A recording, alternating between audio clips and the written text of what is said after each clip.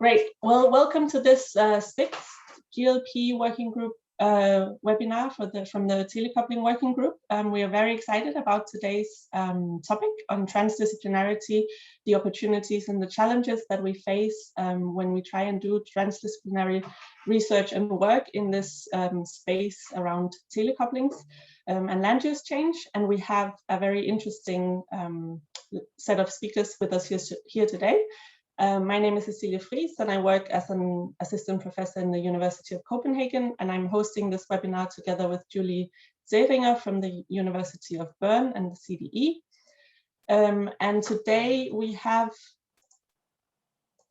three speakers with us here. We have Jonas Nielsen from the IRI Thesis and Geography Department at the Humboldt University. He is the coordinator of the coupled telecoupling PhD network. Then we have Andreas Heinemann with us from the WIS Academy for Nature at the University of Bern. And lastly, we have Alison Thompson with us from the organization Field to Market. And each of them bring different perspectives on this topic of transdisciplinary challenges and opportunities for telecoupling research.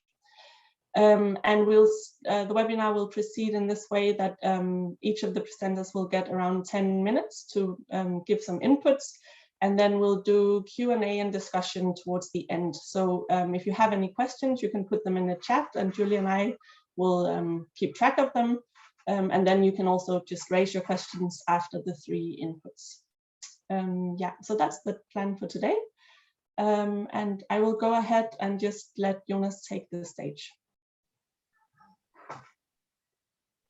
Yeah, thank you, Cecilia. Nice to be here, and nice to see so many faces. I don't have any slides to share, so I guess we will just stay on this mosaic picture. So if you want to, you can turn on your camera so we can have a look at each other. That will always make for a little bit more of an interesting session, I think.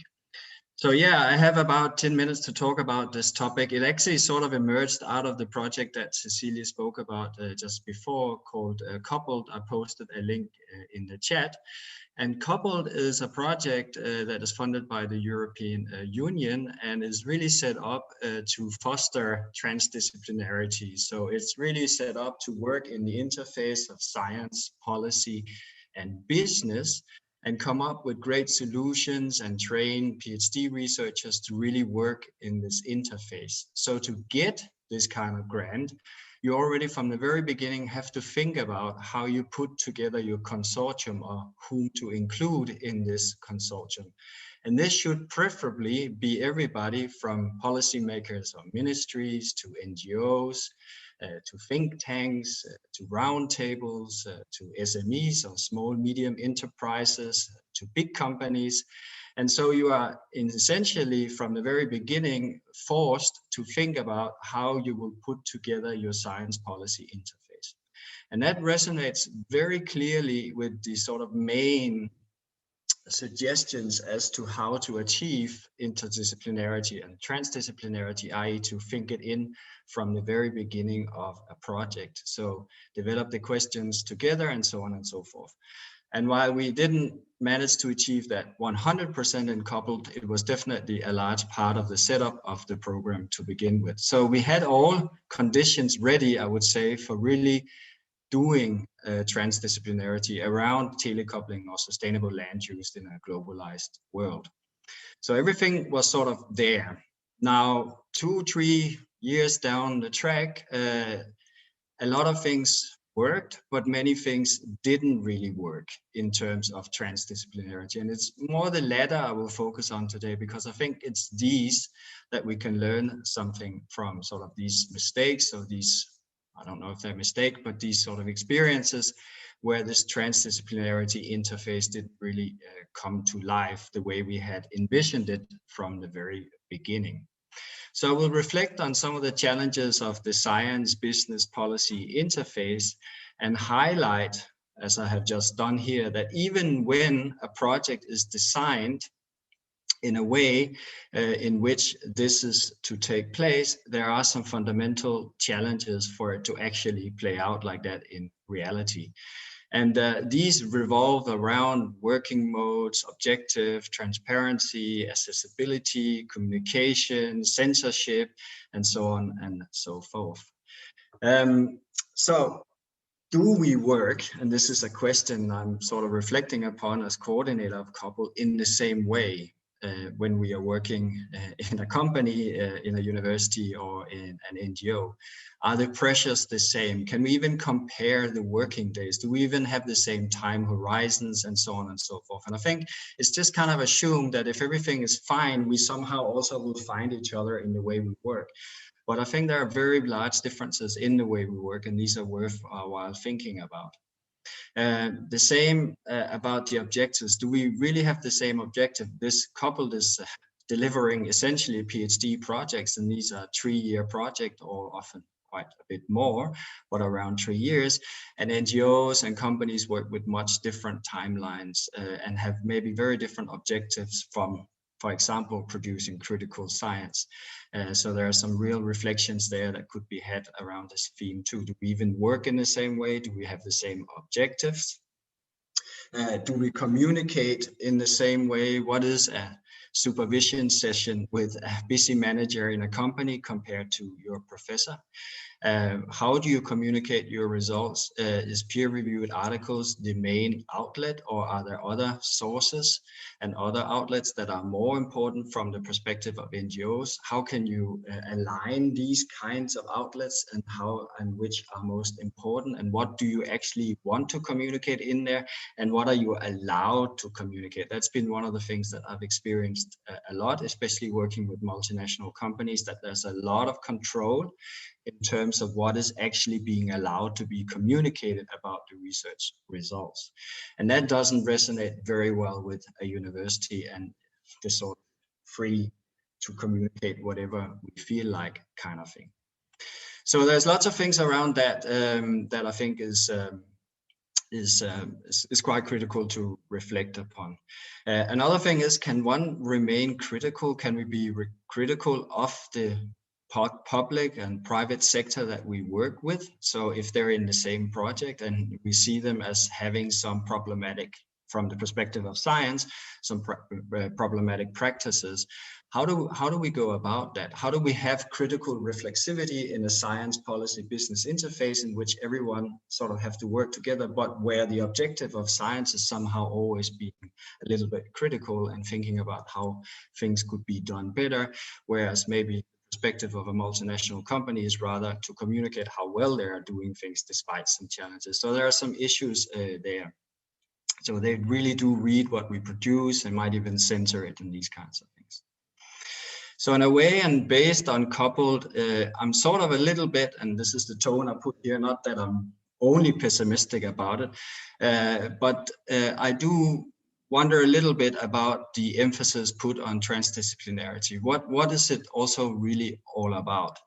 What is the logic behind these projects? Is it to produce better science? And I think a lot of that is very true, and also create a science policy business interface that can really push us towards sustainability.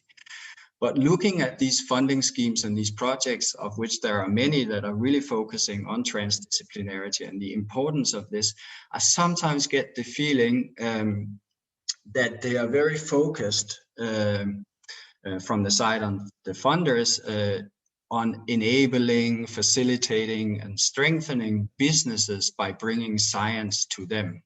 So a kind of service of science to make for better business model, more sustainable business in terms of land use, and so on. And in that aspect, they get a sense, and I think the innovative training networks, of which COUPLE is one, has that taste of a little bit of sort of hidden state support to businesses and small medium enterprises and NGOs and others from science, and that we should think a little bit about this sort of logic of transdisciplinarity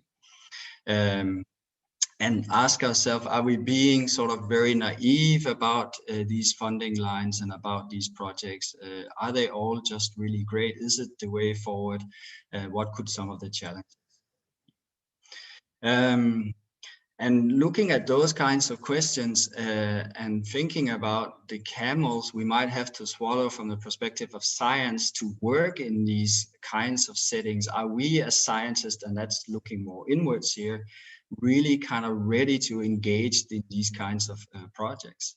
Do we, for example, say, no, I want 100% right to write exactly what I feel about this company, even though I'm kind of paid by the company, or I'm working with the company, or the company has opened many things for me and made many things possible? You know, can I live with not having the right to publish the paper exactly the way I want? Have we really asked ourselves these sort of very fundamental questions when we are looking at transdisciplinarity? And there could be other camels that we have to swallow, for example, in terms of modes of publishing. So, you know, peer-reviewed paper takes its time, and the time is needed. But there might be some real need for some outputs very quick, sort of the post-normal science discourse in which we have urgency, we need to produce quick, we need to get our results out of there. Can we live with our results in a way being half-baked or not really ready, and so on? So there's many of these issues that I think are worth a while reflecting upon when we are talking about transdisciplinarity. That's in a way not only related to telecouplings, but in general. So these were some, of course, there's also some good experiences within coupled, of course, but there are some fundamental differences in the way we think and do work and so on. And that was just my short input for today's session. Thanks a lot, Jonas, for kicking off this discussion round. Andreas, do you want to take over from here? I'll try. Thanks a lot, everybody, for being here. I will, thanks for Jonas. Even so, we didn't discuss how we're going to do this in all. It works out quite well. You mentioned, really critical reflections and deep reflection on it. I will try to give you some insights, with the new institutions that we have recently funded, who has a 10-year horizon. We'll come back to it later, what that means and how we think about it, to go about it towards transformative research for sustainable development. And, I have to do these PowerPoints. The people who know me are not surprised. And I'll start off, I'll invite you, take you to a journey, down to the mud, to Kenya, to north of Mount Kenya, to the semi-arid regions at the foothill of Mount Kenya. And what you see here is a small wetland in the semi-arid pastoralist region where, there's many claims on this land, obviously related to the water as a critical resource in semi-arid regions. Pastoralists moving from over 100 kilometers for dry season grazing. We have the wildlife and biodiversity, which has in this area, but also further downstream, obviously relates to that. But in the last few years, we have seen encroachment of small-scale farmers, mainly for tomato, for vegetable, for cash crops, into this land. And there has been already interventions, I show you here, by, I will not say which project or which institution, building a fence around it, the wetland, and you see how it obviously has failed, So this is a little bit the starting point for some reflections that we have around this. And I like to take you to another journey. If we zoom out of this wetland now, more to a landscape perspective, and you see back here, this is Mount Kenya that you see here, and you can see the, I hate it, sorry, not more journeys, enough. And you can see the wetland that you looked at here. And if we look at this landscape from a landscape perspective up here, you have a lot of agriculture, small scale, but also large scale for export, flower farms, many use a lot of water, to have claims on the same catchment. You have downstream, especially a lot of national parks and private conservancy related also to income, tourist income, which is important for Kenya, with iconic species. You have big picture changers like climate change. We know it will change the rainfall distribution and the amounts over time. We have here the pastoralist livelihoods for a huge region which depend on this water and these lands. But, you know, recent research by CD has also changed that way back here in these hills, there are springs which nobody knew about, who are very important for the aquifer, feeding it. And you have, you know, a mega project, Lapset Corridor with urban area development, you know, who claims on this water as well, you know, who is dependent on it but not aware of it. And then, you know, then comes a little bit of connections that most of these tomatoes, they go directly to the Emirates. So, you know, showing that, you know, obviously we need knowledge, we need system knowledge. So I'll touch on the 3 system knowledge forms. We need system knowledge to understand how this system works, you know, and we need deep engagement, you know, and here I'm coming to the TD side of it. We need deep engagement with multiple actors in this system, from local to the Emirates, more or less, and we need action. These are so-called incubators that I'll come back to in a second, you know, to together, based on this system, make actions. And what we think is to move from a landscape approach to what we call a solutionscape, using these things, using different actions, you know, combined together to get somewhere. Now, if we think about, you know, some of the couplings in a globalized world, you know, one of the key problems that we have, which is relevant for all knowledge forms, from system to target knowledge to transformation knowledge, is the system borders. And here's an example of Ravaka in Madagascar, who looked up from a village, you know, who are the actors, what is the flows, and so on. And system borders, we think that system borders, when you look at it, they are dynamic, you know, in a problem view, they look three-dimensional in one way, but maybe from an entry point, a solution perspective, they may look different. It's like a 3D amoeba, you know, we have find ways to deal with it. And for TD research, obviously the engagement, that's critical. So what we believe in is, what we will try to do is to build in 4 regions of the world, Latin America, East Africa, Southeast Asia, and Switzerland, so-called hubs, where this knowledge, engagement, incubation, the testing, high-risk testing comes together. So where it's not only TD, but it goes one step further, I would say, actually, you know. I will skip that. And I just want to touch on, you know, a few stumbling blocks. And I'm very grateful to Jonas to mention that, you know, we assume sometimes we have the same objectives, but actually we don't. You know, between research, if you look at the tension between research, impact, and capacity, you know, normally don't have the same objectives. It's an illusion.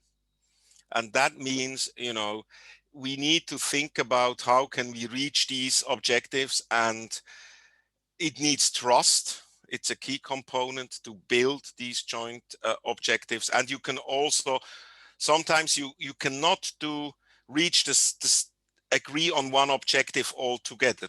Sometimes you have to face things. You have to have a research objective, you know, more strongly. But important is the phasing.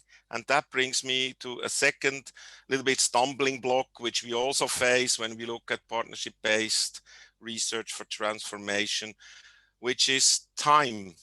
You know, very frequently based on the current funding schemes we have, you know, we get a 3-4 year project and we want to do TD. You know, yes, we can do, but honestly speaking, it needs longer times, or you have established partners where the trust is already there. Else it's almost impossible. So moving from a project logic to a program, or even an institutional logic over time, with different levels of disciplinary, inter and transdisciplinary work, is quite important in our view. You know, and to be explicit about it to the partners we work with as scientists, but also, you know, question, as Jonas has mentioned, some of the funding schemes we are in. because, as you know, building a program logic is sometimes not easy. If you have to run after 3-year project, you know, more research and then maybe more applied, you know, and combine them, it's a tedious job to do so. So I think we have to think about time and how we do deal with it explicitly when we think about, you know, transdisciplinary research for transformation, and especially also related to the global south. With this, trying to be quick, you know this slide. I have many of you, I think I showed it many times. I think I still love it, of Karl Herweg from CD. You know, reaching there, that knowledge becomes actionable, that we move from insight to impact, is by far, as we know, not a linear process. It's messy as hell. You know, it needs a lot of time, and it needs a consciousness of these processes that I have mentioned. And given in the complex and telecoupled world we are in, you know, I think emergence is important, that we are aware things come up as we go. So we need flexibility to be able to react to that. Options may come. That's maybe one point. And second point is that there was a paper recently by Ian Scoons who framed it in a way that said the combination of structural transformation, meaning really questioning how our system works, you know, fundamentally coupling this with a systemic approach to transformation, looking at where are levers, where's possibility, and an enabling transformation approach, creating an enabling environment for things to happen. And I think the combination of these three and the role that knowledge and science can play in these is somehow a good perspective, in my personal opinion, to have.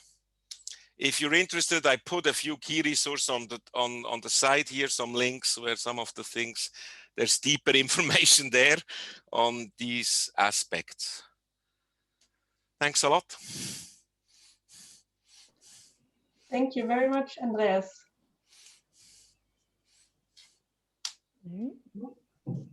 Great. So Alison, do you want to take over? Sure. Yes, I also have slides, although they will not be nearly as exciting as Andreas' slides. Let me put them on. So I'm coming at this from a different perspective, I think. I'm on I've been involved with GLP for a number of years. On the science committee, but my background is primarily in the physical land use modeling space, and crop modeling, land use modeling, and then integrated assessment modeling, which of course is interdisciplinary work. But for the last 6 years, I've been working within a nonprofit organization. So we're an NGO, US-based. We're a multi-stakeholder organization, which means on a daily basis, I'm working with staff of over 140 organizations in the US ag space, multinational companies, food companies, agribusinesses, other NGOs, universities, and working with all of those folks regularly. So I'm kind of bringing an applied lens to this, sort of from the trenches, right? Our goal as a group, as Field to Market, is developing science-based tools and programs for private sector to use in reducing the environmental impact from US commodity crop agriculture. So it's pretty specific to what we're aiming for. That's kind of the lens that I work on a daily basis. So initially, a lot of my expertise was on, bringing to the group with tools for modeling, agronomic knowledge, what kind of crop models do we need to measure greenhouse gas emissions, from corn in Iowa, right? But really, when you look at the program and making it successful, and what these companies want to achieve in terms of reducing environmental impact, what's even more important are programs that make use of transdisciplinary science in the land system science space, that integrate things, not just the environmental models and the data that you get from them, but the social science around behavior change, the importance of geography and identifying populations to work with, and so forth. And one of the questions that occupies a lot of my time is thinking about what does it take for a private sector program to be effective, right? So we're working just within the voluntary business space. You need these technical measurement tools, but we understand that that's not sufficient. You have to understand the supply chain dynamics. And And we have, the way our program works is we design it. There's only 10 of us though on staff. So it's actually implemented by our member organizations. They form partnerships and work together on the ground. So we have over 60 of these partnerships, about 5 million acres last year that were run through the program. And one of the lessons learned is from a sustainable soy program, where a multinational food company has a sustainable sourcing goal for all their soybeans, right? So what does that mean? Well, initially it meant they went out and gathered a lot of data. So they spent 3 years gathering data from hundreds of farmers in Iowa, working with the agribusiness that they source from, and then hired a statistician, hired a consultant to go in and look at all that data and see what they could find. And basically they said, well, you have a lot of data, but all it shows is that yield has gone up a little bit. And so they want to have more impact than that. They want to know, more than just collecting data. They actually have their intention is correct. They want to actually be improving on the environment, helping these farmers to do better. So they completely pivoted and they said, we're going to work with fewer farmers, but we're going to partner with the local NGOs and state governments and seed companies and intentionally go after cover crop acreage, have a specific goal around increasing acres and cover crops and helping farmers overcome the barriers to cover crops. So they're seeing a much greater impact now from taking that pivot, but it took them like 5 years of experience to reach that point. What I'm trying to do now is help people get to that point sooner, right? Not spend the 5 years of getting that experience, but getting there quicker to see what interventions can be most effective. And so one thing that we've been grappling with is, on the private sector, a lot of times you get the pressures coming from the public, from activist NGOs, from consumers who want to make sure there's no X or Y in the supply chain of the products they're buying and that kind of thing. And so one of the examples I've come across recently from working with a lot of extension advisors, so those are university people, university academics who work directly with farmers. They typically have an appointment that involves doing research, but also going out in the field and talking to farmers and advising them.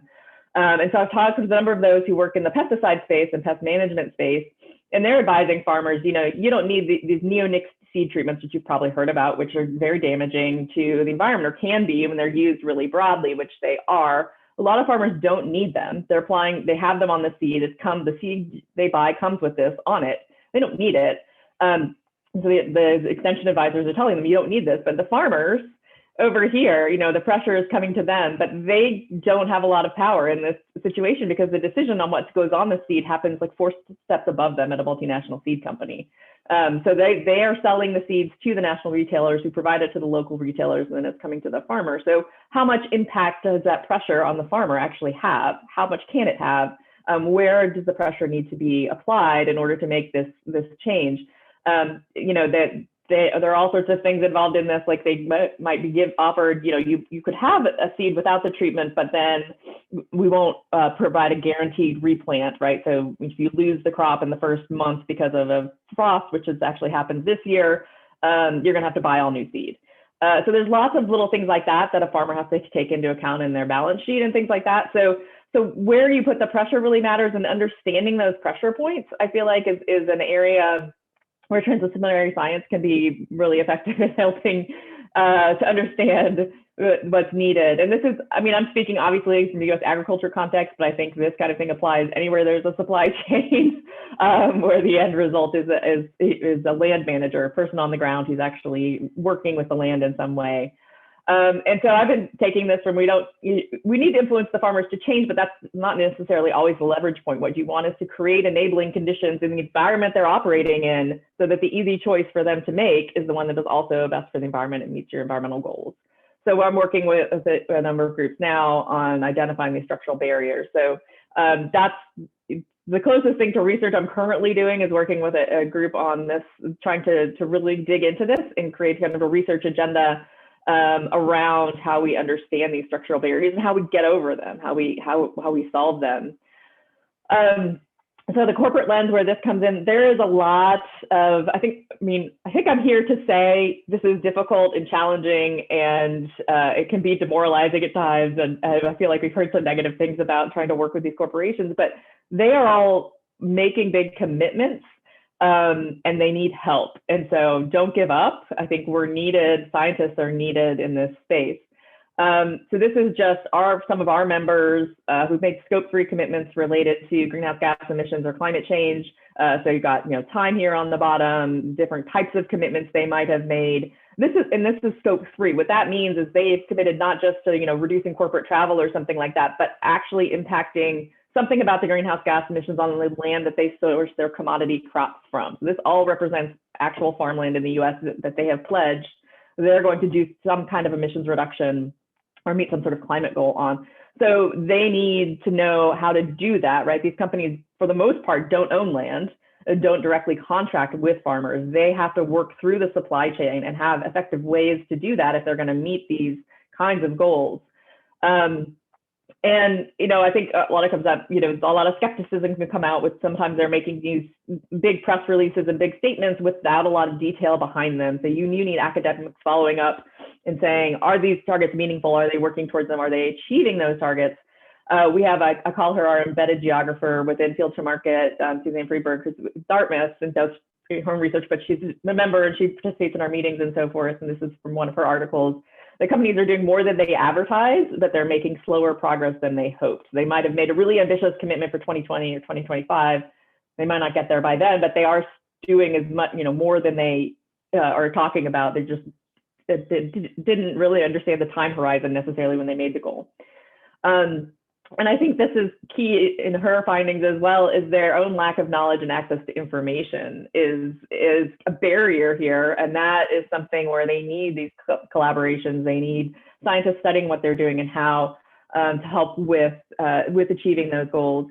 And the climate goals are obviously the ones that are out there the most, but I will say the Science Based Targets Network is currently developing guidance around biodiversity targets for corporations, and that is going to be big and certainly impactful to the land system. So a lot of companies are very interested in doing something in that space, and having Science Based Targets Network set up a protocol for that will, I think, drive a lot of corporate commitments in biodiversity, which will definitely impact land far beyond the climate commitments already out there. And so I think key points here, just doing research to understand under what conditions these are effective, not just did they meet their goal, but why, what enabling conditions, what was it about that region, that crop, that system that enabled them to be effective? Can we replicate that?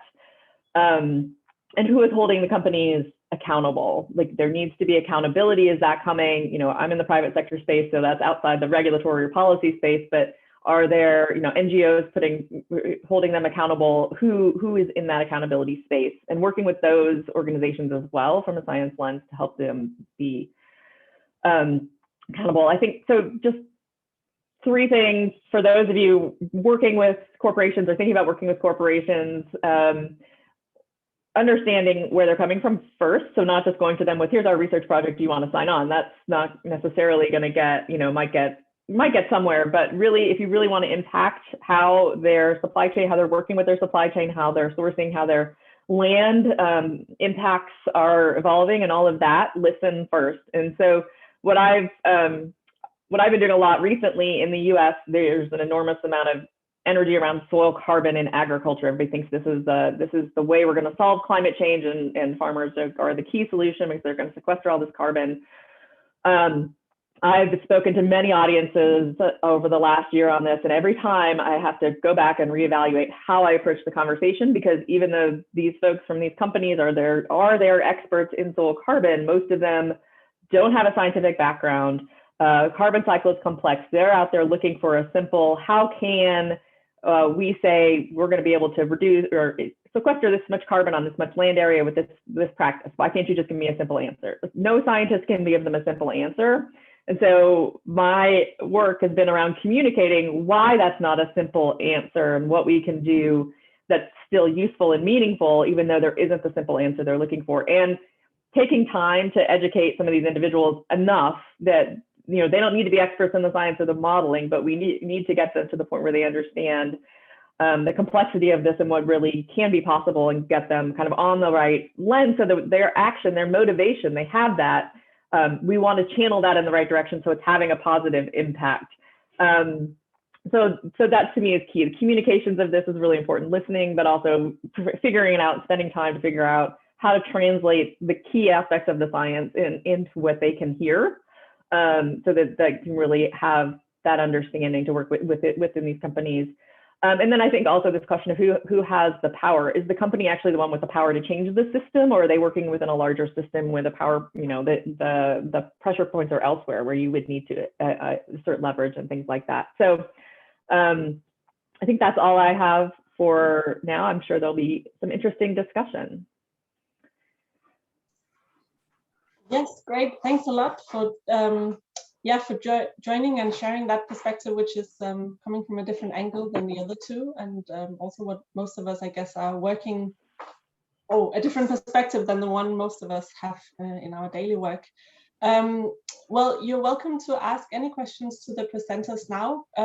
I think Julie has one that can kick us off in the discussion, and then in the meantime, you can put more in the chat or raise your hand.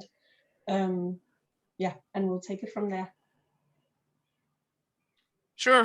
Thanks so much for your really insightful talks. And something that's come to my mind is that, in a way, we really increase complexity on 2 dimensions here. So on the one hand, it's increasing complexity in the issues we study. So we move from a kind of a place-based focus towards these telecoupled process-based logics. And then on the other hand, we also move on from disciplinary to inter and transdisciplinary approaches. And I'm just wondering how these 2 things, they also reinforce each other in a way, and how do we in the end keep it manageable, with the budgets we have, the short time frames? I mean, what can we actually do in practical terms to be able to really consider this increasing complexity? Do you have any thoughts on that?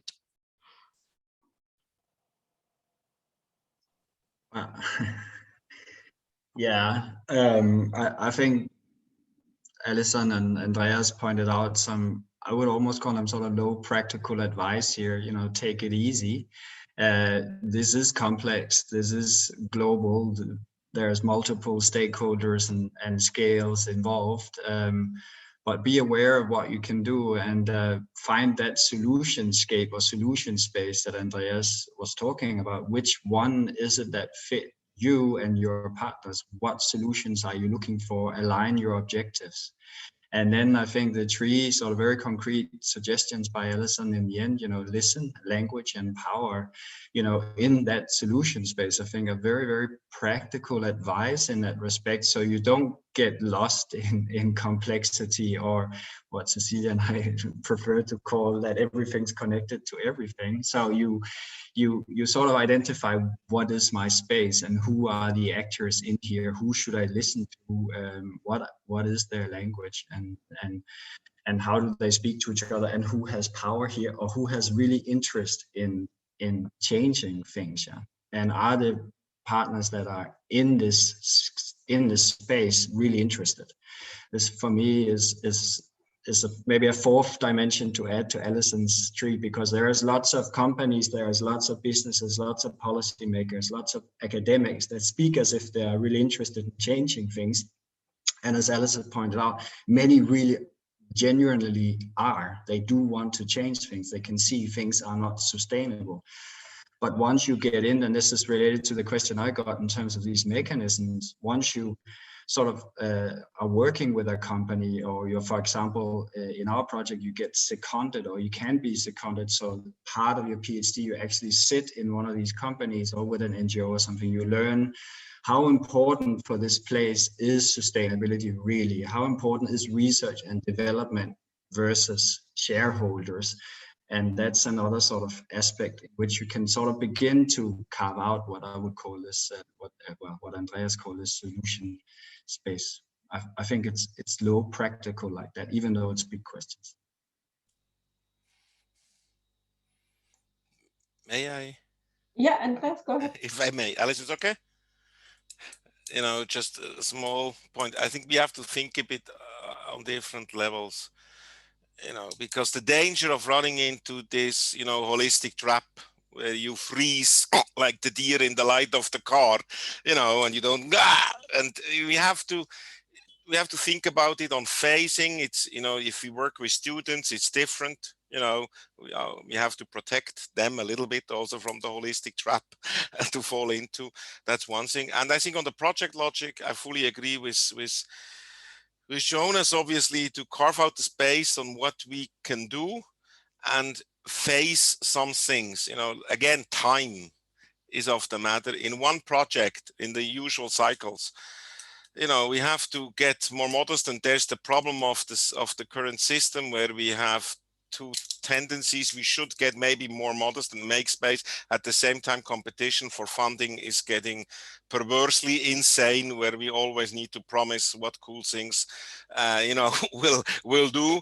And it's like these two tendencies, and that I find a very difficult thing, honestly speaking. You know, and this is why, if I may say so, you know, we need to find other ways also to think about funding and how funding works, in my view, because else in these usual timeframes we'll just not do it. Yeah. And I mean, I think that the time horizon timeframe is a real challenge that we've, you know, just been talking about, but because things will happen very, very slowly within a company until they're happening 1,000,000 miles an hour overnight.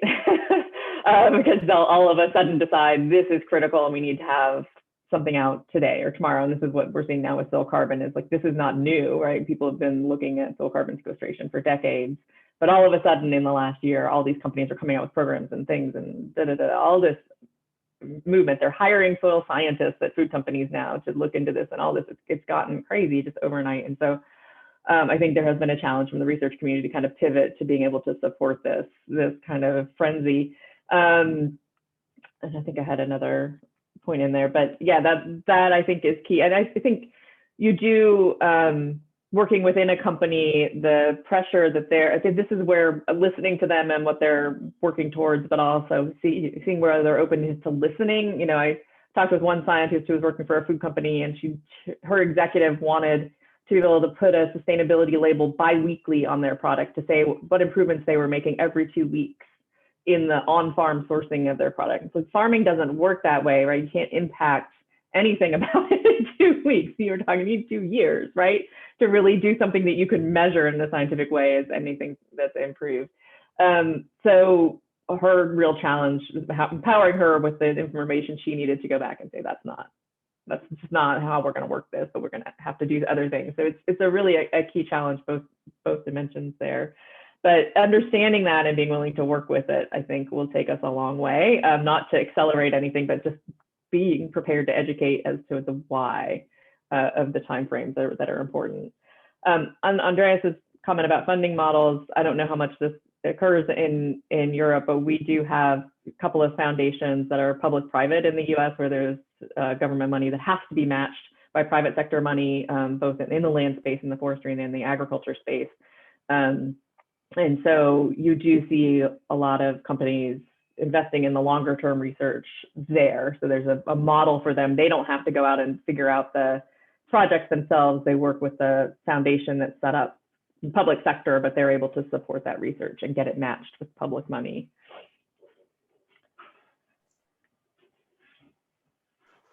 Yeah, great. Thanks. You all now touched on some of these mechanisms. There was a question from Akshay, sorry if I'm not pronouncing your name correctly, in the chat for you, Jonas, also on the more, as I read it, more practical dimension of how do you do if you're a PhD student and you have these transdisciplinary engagement or engagements with businesses or other non-academic partners, and you have to balance outputs for them and your scientific work. So from the experience of Coupled, for instance, what are the lessons learned or practical advice? I see a couple of coupled PhD students in here, but it is a very, very challenging balance, because the main purpose for PhD students is to finish their PhD, and that is judged at a university. So there is a little bit about hierarchies in terms of importance. There is some adjustments with supervisors in terms of how is this pie to be cut, how much time is to be spent on, for example, working quote unquote, for the company or for the small business or for the multinational company, and how much time is to be spent on actually doing a PhD. And in the ideal solution, how can those two things be combined when we know there are quite big differences in terms of the way they expect you to work, the kind of things you can publish, what you can participate in, and so on.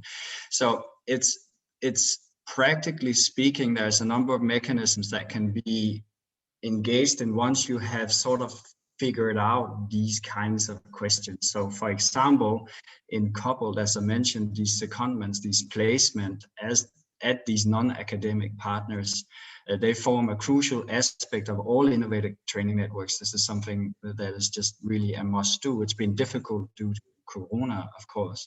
But that gives you an insights into how the companies work, what is the mode of working, the hours, the production, who cares, who doesn't care, what language to speak, all these kind of things that we have already discussed. So that's one really concrete mechanism. See if you can go and sit with these people and actually do some work with them, in the sense that you do your research there, and then you get a feeling, and then you get to also speak to people. So I think that's one real concrete mechanism, I would say. But it is, and that was my starting, sort of my point of departure. Especially the PhD, I think, is very challenging because the requirements are really strict and the timeline is relatively short, and you kind of have to produce a PhD and then at the same time do some transdisciplinary work might be difficult. And this is what I think we have experienced, that they revert back to academic projects. Yeah. And that was maybe not the idea to begin with, or maybe it was, but that's also often unclear. So I don't know if the two of, if there are other sort of really concrete mechanisms, try to figure out how important research and development is in the places you work. Who are the key people in there, and how can you align with them? Andreas, did you want to jump in? If I may, yeah. You know, it's these evaluation schemes, you know, it's the H, you know, from H factor to T factor, from H to transformation factor, you know, this is what I somehow hope we're on. And if I may, it doesn't help you directly, maybe the person who asked the question, but I think I see personally, in my humble opinion, I see positive tendencies. Universities as institutions, meanwhile, they're really after impact and they value it. You know, they want outreach, they want things to be changed, things to happen. They're really after it. The problem is in selection committees, etc., it's not the case too very frequently yet. This talks to feudalistic system in universities, if I may say so sometimes, etc. But there's also things, you know, the Copernicus Alliance, which is an alliance of the European University in sustainable development. They're really trying to push this, you know, how can we get actual impact of knowledge also into an evaluation scheme of science, you know, that it also counts on the individual level, not only institutionally. So I see positive tendencies, if I may, in my humble opinion, say so. Great. I think Julie will share now in the chat some reflections from a postdoc network that both of us are involved in, where we've tried to at least give some reflections on how we see the need for a move from, in this case, we call it from metrics to merits, but trying to emphasize more these dimensions of our work that are not so easily quantified in the normal impact factors that are counted in universities. There, but I had a question as well, because I agree with that, and I agree with Andreas's reflections here, and also Alison, and your point here, and also the stuff that you have been doing and papers you've been publishing coming out of this work in terms of, you know, focus more on what merits, I think. But in transdisciplinarity and in many of these funding projects, one of the things that I said to begin with is that the logic of them, we must not be naive about. So if we begin to really say, okay, we value working with companies, how do we make sure that that work is equally beneficial to academia as it is to companies, and we don't become just sort of extended employers, so to speak, of companies. And I think that reflection is still to come, maybe as transdisciplinarity emerge. And my reflection here was that at the moment, we seem to me a little bit naive about some of this transdisciplinarity, but I'm the verdict is out. I'm not sure, but it could be a danger when we are moving in that direction too. Sure. Yeah. Picking up from that, my question one is going along those lines around because all of your talks talked about, or in all of your talks, you talked about balancing these different accountabilities that we have as researchers and as partners in these projects, and managing those tensions in the different accountabilities. So I wondered, maybe if you start off, Alison, how do we do that? How do we balance those multiple tensions of accountabilities in transdisciplinary research? The $1 million final question. Yeah. You mean our accountability as scientists to be objective and so forth? Yeah, both that, but then also in picking up from what Jonas has said, that in transdisciplinary research, there is often this idea of a logic of accountability towards society as well, or towards businesses, or towards the private sector, and those might not necessarily align in all. Yeah, I mean, the way I approach it is just being accountable to the science is the key to me. I mean, I guess I started in the private sector world having worked as a scientist, and so feeling like I'm still part of that community and that scientists still should be able to scrutinize my work and say, yes, you're being objective and fair, but also recognizing that there's a lot of